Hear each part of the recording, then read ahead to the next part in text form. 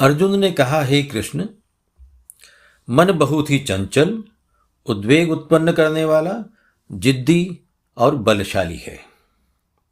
उसको रोकना या वश में करना मैं यानी अर्जुन आकाश में स्थित वायु की तरह अत्यंत कठिन मानता हूं। अर्जुन का ऐसा विश्वास के साथ कहना यह दर्शाता है कि अर्जुन ने मन को वश में करने का प्रयास पहले भी किया है और अभी भी कर रहा है, किंतु सफलता पहले भी नहीं मिली और अभी भी नहीं मिल रही। मन को वश में करने का अर्थ है मन की वृत्तियों को, मन के व्यवहार को, मन में आने वाले विचारों को वश में करना। जैसा हम चाहें वैसा हो, न कि मन जो चाहे वैसा।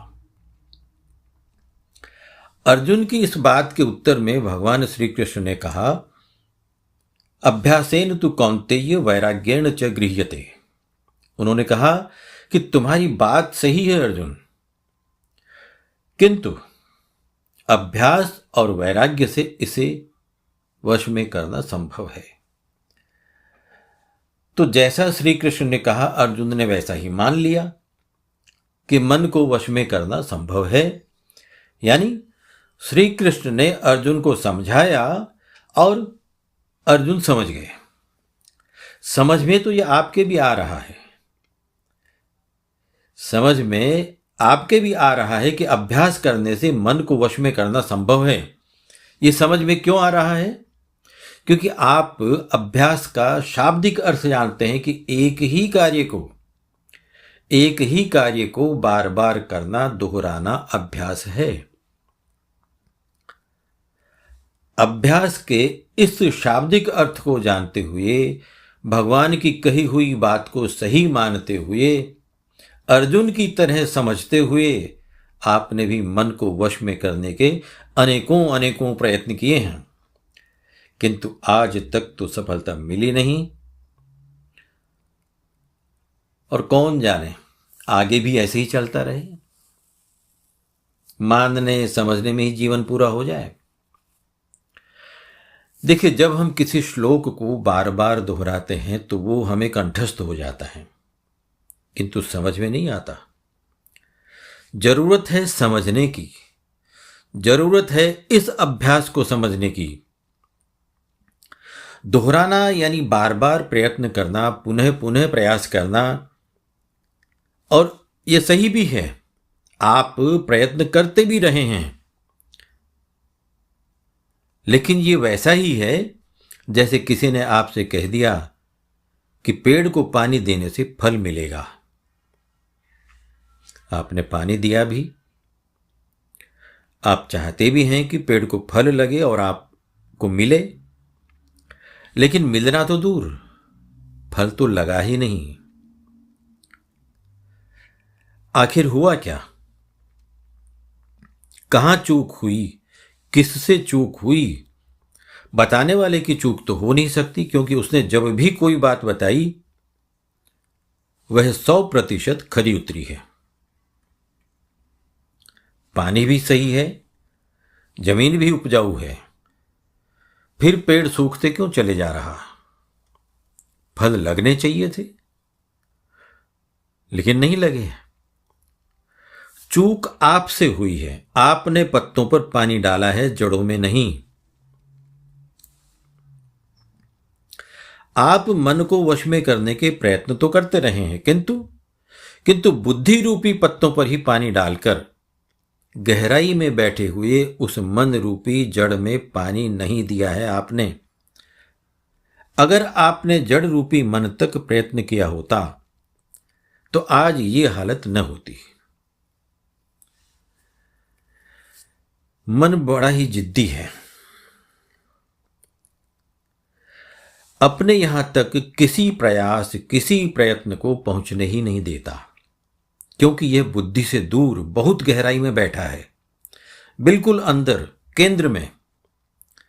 आप जो प्रयत्न करते हो वो बुद्धि तक ही जाता है, और बुद्धि उस प्रयत्न को मन तक नहीं जाने देती, बल्कि बुद्धि मन के निर्देशों को मानती है।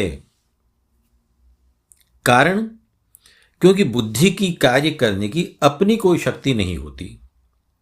इसे चलाने वाला कोई रिमोट है जो अंदर गहराई में जाकर बैठा है, जिसे हम मन कहते हैं। इस मन पर अनेक अनेक जन्मों के संस्कार आच्छादित हैं। उनको बलपूर्वक हटाना संभव नहीं। और ये मन बुद्धि से अनेक गुना बलवान भी है। मन तक पहुंचने के लिए बिना थके उस बताने वाले पर पूरा विश्वास रखकर प्रयत्न करना होगा। और जिस दिन ऐसा प्रयास या प्रयत्न होगा, उस दिन बुद्धि ऐसी थक जाएगी जैसे पुलिस की छानबीन में पहले अपराधी ज्यादा कुछ नहीं बताता, किंतु वो ही फिर से वही प्रश्न बार बार पूछने पर वो एक ही जवाब देते देते उब जाता है, थक जाता है और धीरे धीरे गहरे राज उगलने लगता है।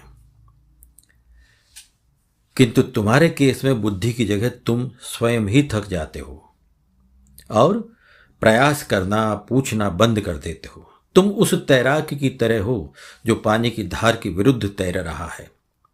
अगर वो तैराक इस बात को समझ जाए कि पानी की धार के विरुद्ध तैरने से वह किनारा नहीं पकड़ पाएगा, तो निश्चित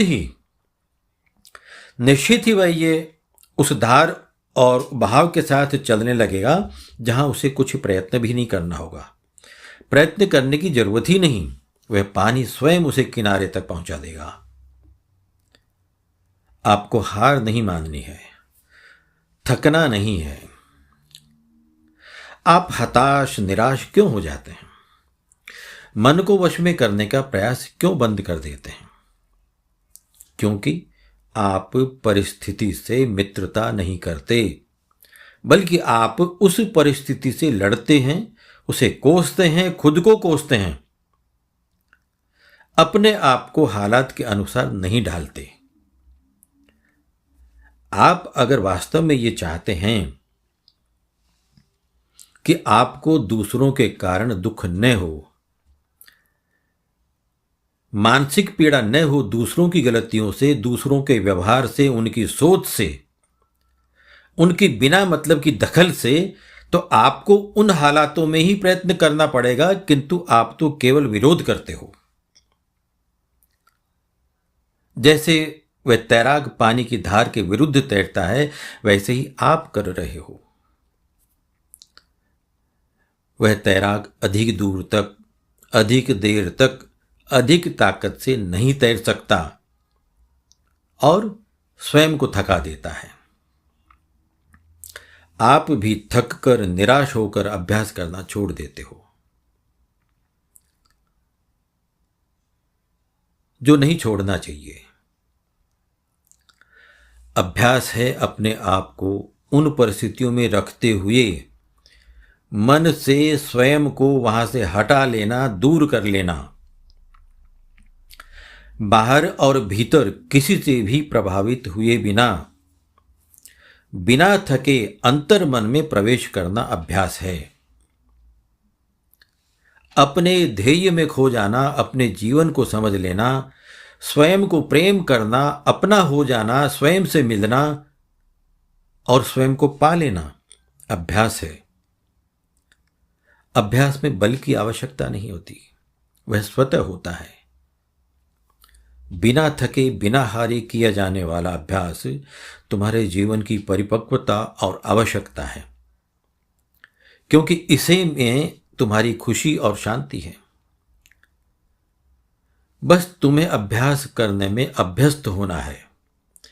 अभ्यस्त होने का काम केवल और केवल तुम स्वयं ही कर सकते हो।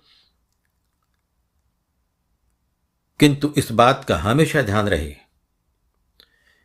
कि पेड़ से फल पाने के लिए जड़ों में पानी देना है, पत्तों पर नहीं। जय श्री कृष्ण।